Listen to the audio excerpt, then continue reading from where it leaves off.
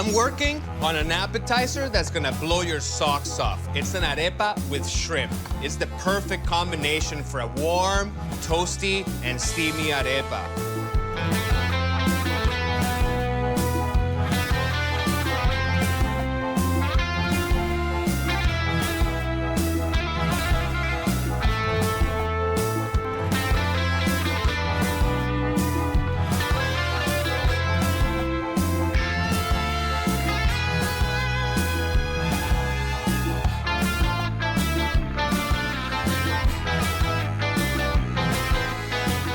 So messy, but really, really good. Just like I'm in a beach in Venezuela.